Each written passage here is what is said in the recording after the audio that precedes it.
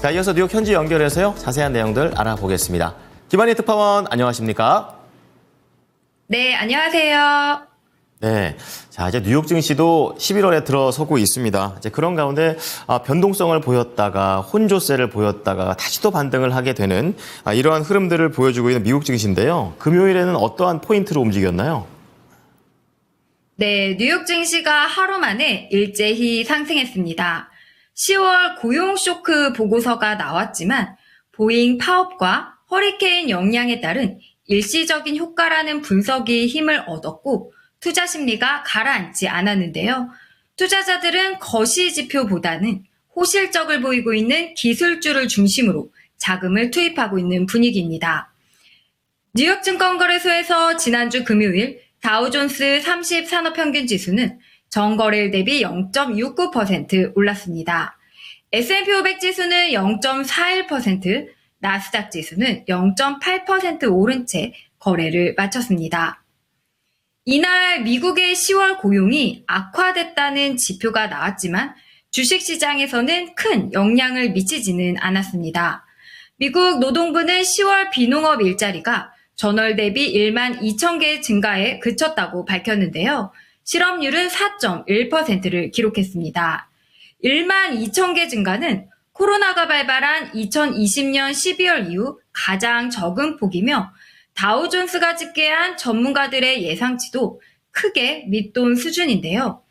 일자리 수가 급감한 건 보잉 파업과 함께 9월 말에서 10월 초 미국을 강타한 허리케인 헐렌과 밀턴의 영향도 있었던 것으로 보입니다. 일자리 수는 급감했지만 실업률은 예상치에 부합한 4.1%를 유지했는데요. 골드만삭스 리제이 로스너는 파업과 허리케인이 이번 달 일자리 데이터에 영향을 미쳤다면서 연준은 이날 데이터 일부 약세를 일회성 요인으로 돌릴 가능성이 있다고 설명했습니다. 이런 상황에서 투자자들은 호실적을 보인 기술주에 초점을 잡고 거래를 했습니다. 아마존은 클라우드와 광고 사업이 강세를 보이며 예상치를 뛰어넘는 3분기 실적을 기록해 6.19% 상승했고요. 인텔도 7.81% 폭등했습니다.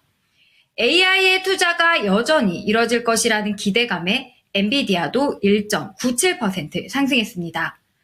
테슬라는 일주일을 내렸는데요. 이날은 0.35% 하락 마감했습니다.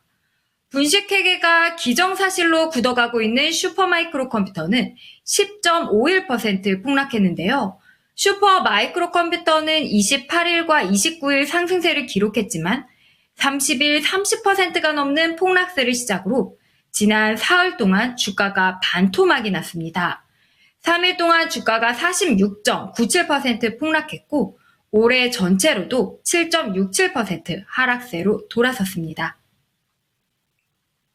네, 미국 증시의 이런 변동성이 계속되는 가운데 이날 시장에서 또 봐야 될 부분들이 계속 불확실성을 고조시키는 그런 포인트들이 계속 있거든요. 이번 주에 봐야 될 것들 어떤 게 있을까요?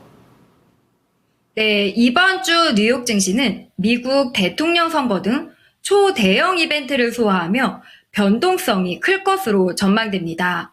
예측 불허의 대선으로 선거의 승패를 좌우할 7개 경합주에서는 마지막까지 접전이 펼쳐지고 있는데요.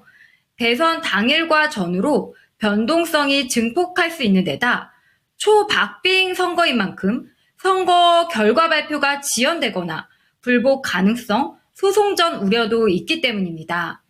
4년 전 선거 불복과 16 미국 의사당 폭등 사태의 트라우마도 있는데요. 뉴욕 금융시장 전문가들은 이번 대선에서 시장에 가장 유리한 결과는 확실한 승자가 나오고 의회의 권력이 분산되는 시나리오라고 봤습니다. 시장이 가장 싫어하는 요인인 불확실성을 줄이고 의회 권력 분산으로 극단적인 정책 변화를 막는 게 금융시장이 가장 선호하는 방향이라는 건데요. 이 경우 미국 주식시장은 안도의 한숨을 내쉬며 단기적인 강세를 보일 수 있다고 전문가들은 예상했습니다. 미국 대선뿐만 아니라 미국 연준의 대형 이벤트도 예정돼 있습니다. 대선 다음 날부터 열리는 11월 FOMC인데요. 11월 FOMC 결과는 미국 대선 이틀 후에 발표됩니다. 트럼프 전 대통령은 연준의 정책에 노골적으로 불만을 드러냈거나 연준의 독립성을 침해하는 발언 등을 한 적이 있는데요. 제롬 파월 의장은 2017년 트럼프 후보가 대통령 시절에 지명한 인사지만 트럼프 전 대통령은 올해 인터뷰를 통해 당선되면 파월 의장을 재지명하지 않겠다고 공언한 바 있습니다. 시장은 연준이 11월 회의에서 0.25%포인트 금리를 인하할 것으로 확신하고 있지만 대선 직후인 만큼 변동성이 증폭할 여지가 있습니다. 파월 의장의 임기가 1년 반 정도밖에 남지 않았고 연준이 대중적으로 인기가 없는 금리 인상이 아닌 금리 인하이기에 파장은 크지 않을 수 있습니다. 하지만 어느 때보다 민감한 시기인지라 11월 회의 직후 예정된 파월 의장의 기자 간담회 발언 등이 주목됩니다. 이번 주에도 뉴욕 증시 상장 기업들의 실적 발표 이어지는데요. S&P 500 지수를 구성한 종목 중 100여 개 기업이 실적을 발표합니다. 특히 AI 관련 종목이자 회계 조작 혐의로 최근 주가가 반토막난 슈퍼 마이크로 컴퓨터가 실적을 발표합니다. 팩트셋에 따르면 이미 실적을 발표한 350개 S&P 500 지수 기업은 75%의 확률로 긍정적인 실적을 보고했는데요. 다만 기술주를 중심으로 한 밸류에이션 우려가 이어지면서 이번 실적 시즌은 주가에 상승 탄력을 주지 못하고 있습니다. 또한 미국의 서머타임이 오늘 새벽을 기해 해제됐습니다. 이로 인해 미국 동부와 한국의 시간차는 13시간에서 14시간으로 벌어집니다. 뉴욕 증시 마감 시간도 한국 시간으로 기존 오전 5시에서 오전 6시로 1시간 늦춰집니다. 이제 내일 일정 살펴보겠습니다. 내일 지표로는 9월 공장제 수주 발표가 있고요. 실적으로는 메리어트, 윈리조트, 다이아몬드백 에너지, 팔란티어 테크놀로지, NXP 반도체 등이 발표됩니다. 네, 오늘 내용들 잘 참고하겠습니다. 감사합니다. 감사합니다.